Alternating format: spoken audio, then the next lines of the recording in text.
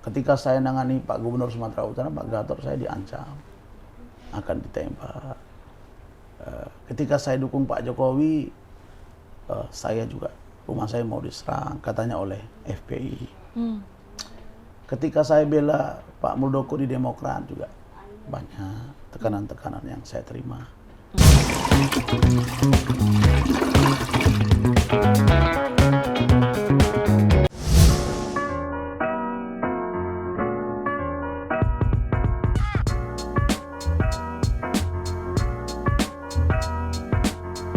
Masih di Ngompol Ngomongin Politik, jpnn.com memasuki segmen 2 masih bersama Dr. Rasman Arief Nasution atau Dr.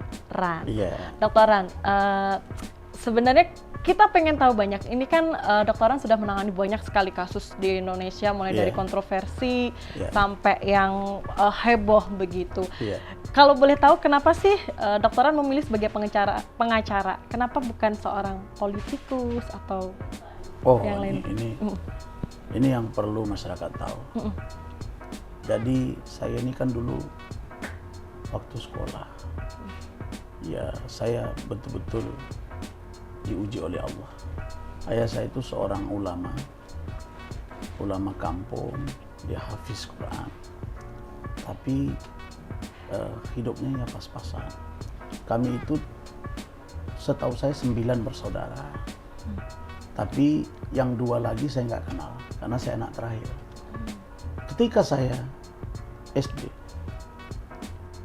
dan madrasah ibtidaiyah di kampung, sekolah Arab namanya. Pagi SD, sore Arab, gitu. Malam ngaji, muter gitu ya. Di kampung saya yang belum ada jalan darat seperti sekarang, belum ada SMP, belum ada. SMA apalagi. Jadi SMA itu waktu saya DPRD itu saya perjuangkan habis. Karena saya tahu betapa sudah saat itu saya itu juara 1, juara umum.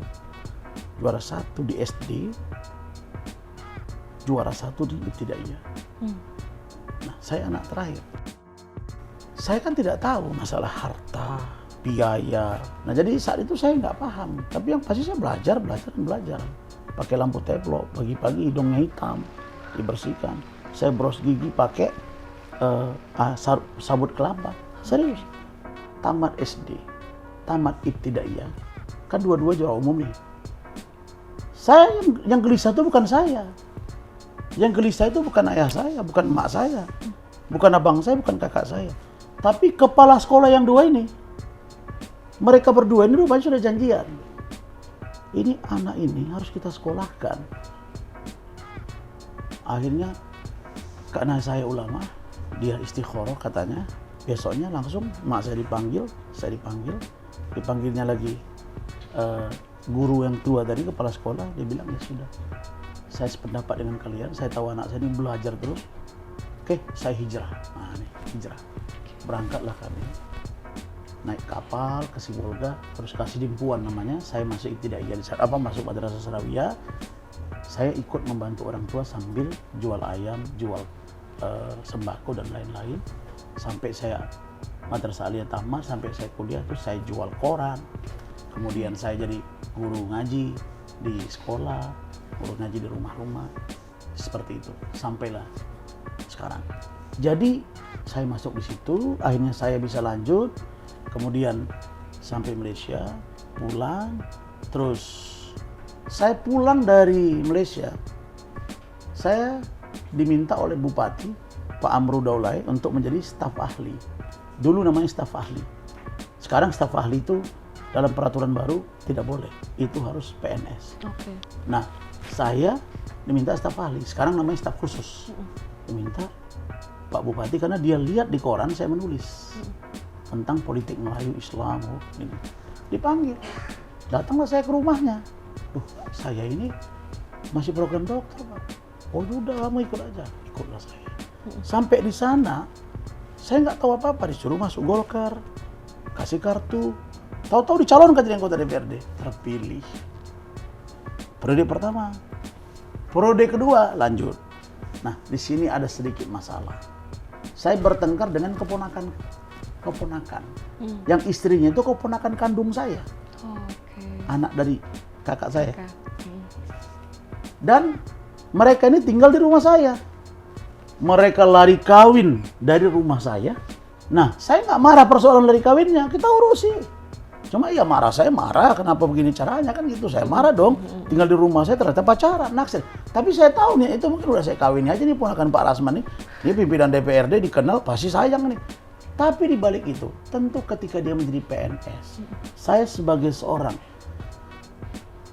pimpinan badan anggaran, pernah badan legislasi, pimpinan fraksi, tentu banyak gesekan. Satu waktu saya berbeda pendapat dengan bupati ini, keras, dan ini di backup oleh orang-orang Medan. Tidak usah saya sebut nama. Jadi Terjadi pertengkaran di rumah saya. Di rumah saya tempeleng sedikit sini. Saya tidak berpikir kalau itu akan jadi masalah karena merah tidak, berbekas tidak, apalagi berdarah. Selesai. Tahu-tahu 6 bulan kemudian saya baru dapat LP, ada laporan dia. Oke, saya kaget. Memang saya nggak ngerti hukum waktu itu. Saya berpikir, kok bisa begini? Saya tanya pengacara, tanya teman polisi yang lain. Kawan-kawan saya juga banyak. Hakim, jaksa, bahkan ketua pengadilan, bahkan ketua kepala kejaksaan. Saya tanya, loh, masa Bapak bisa jadi tersangka? Visumnya mana? Saksinya mana? Tahu-tahu diperiksa saya jadi tersangka dengan hanya 1 orang saksi.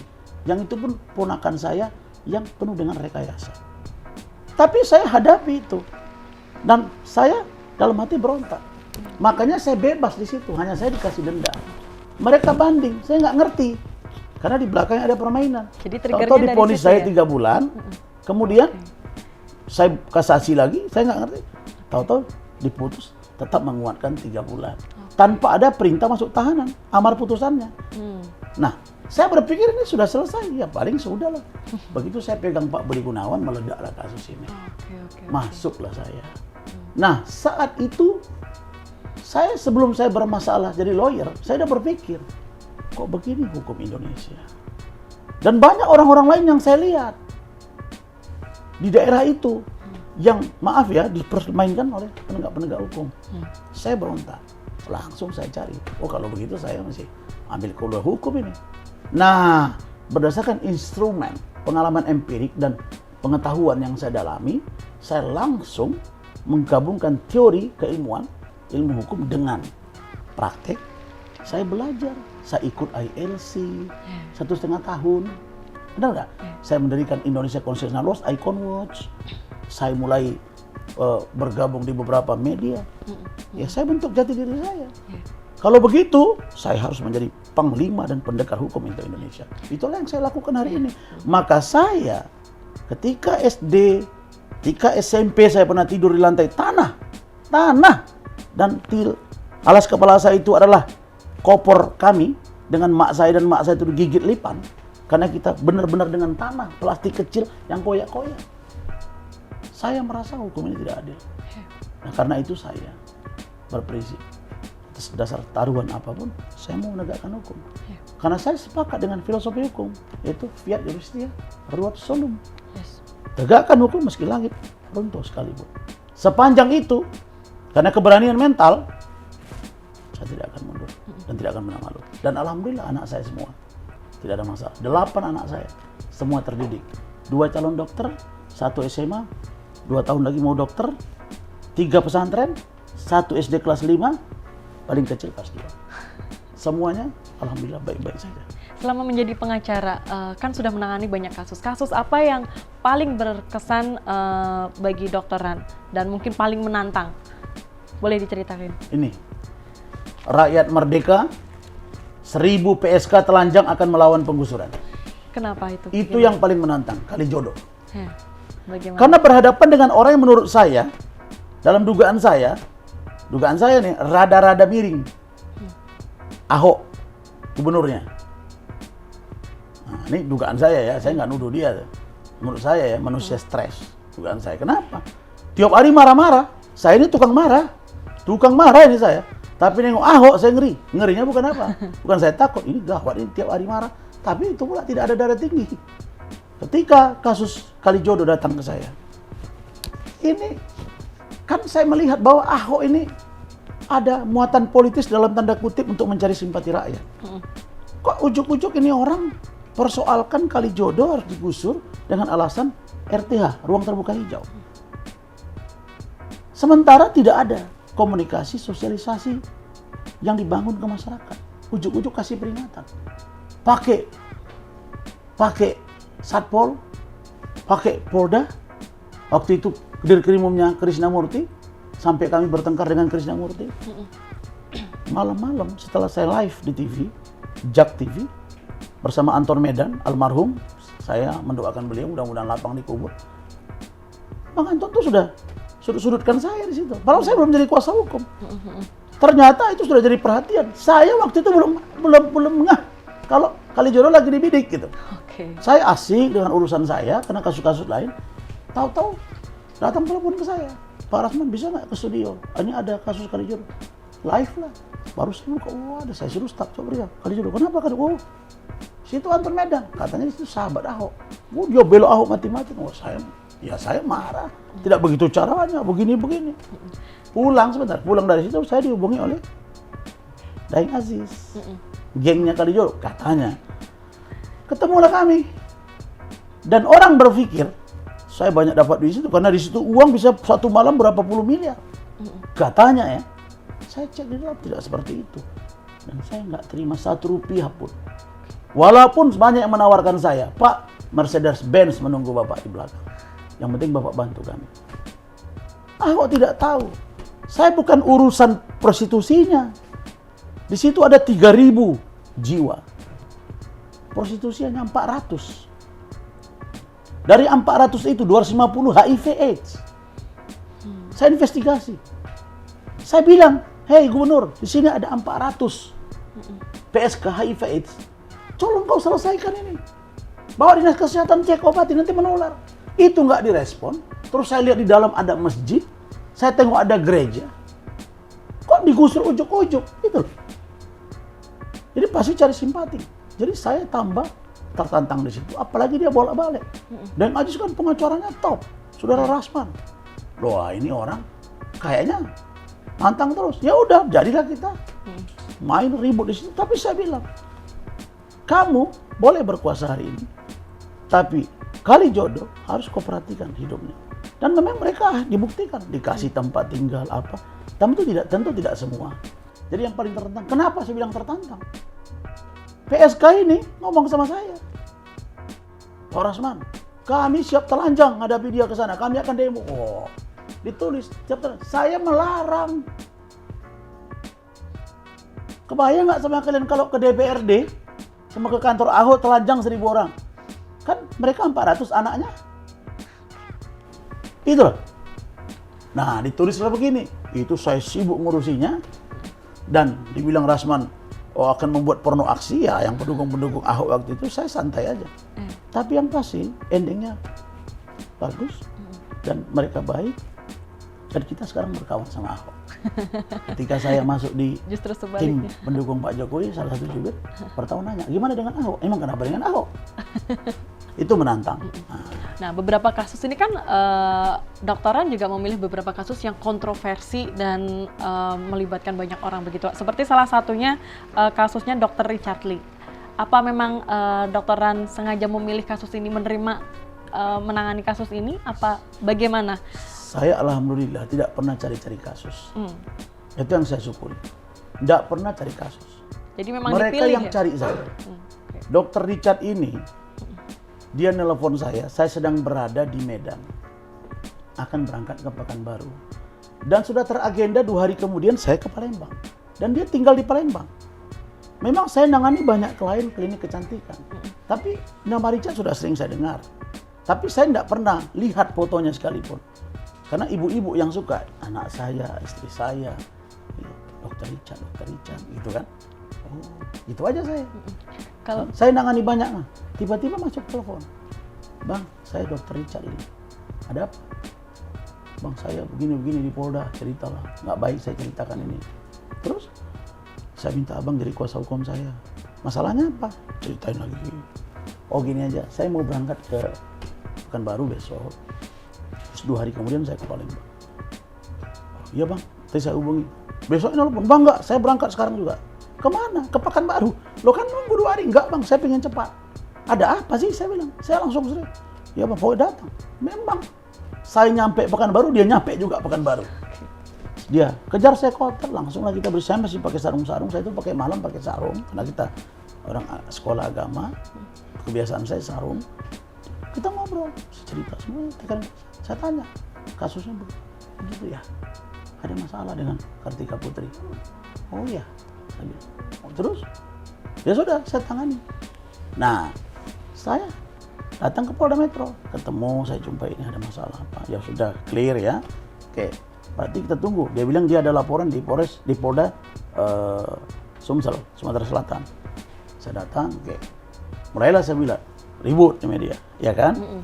Nah, kan Dr. Richard ini disita Instagramnya.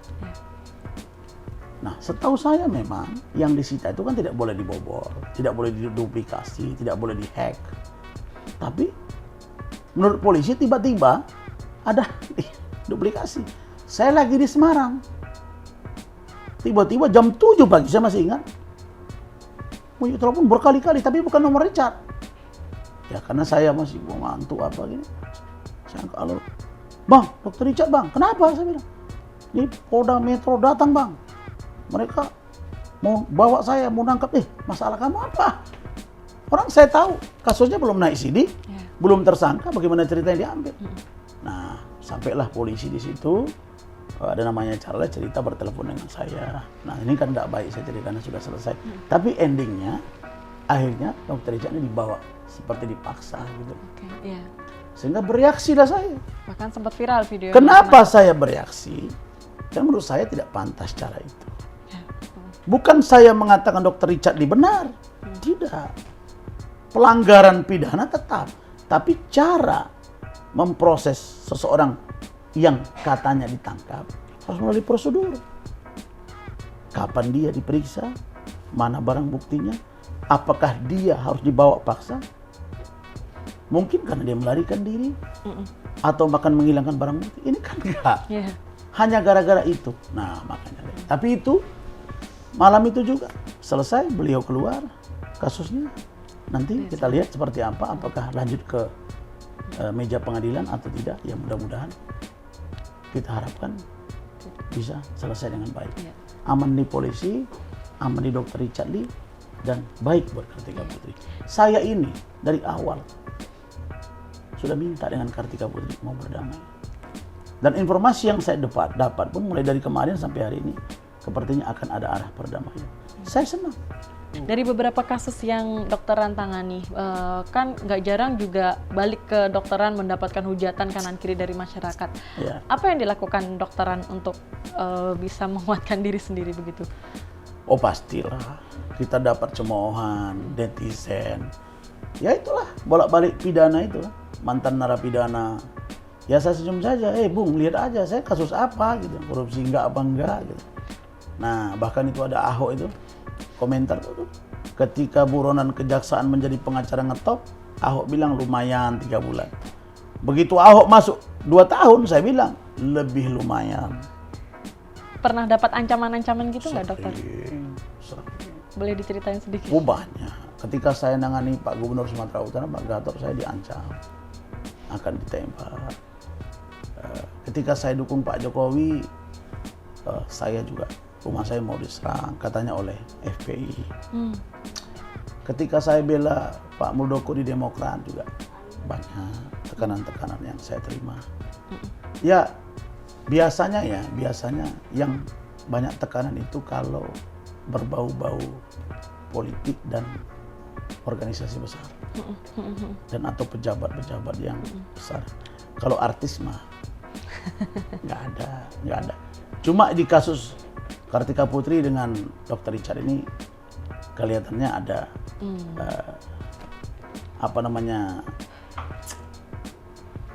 istilahnya tangan yang tidak terlihat.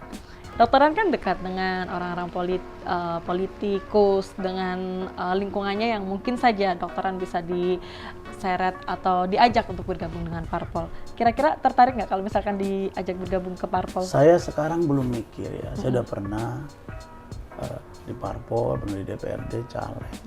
Memang waktu untuk caleg DPR RI saya belum serius.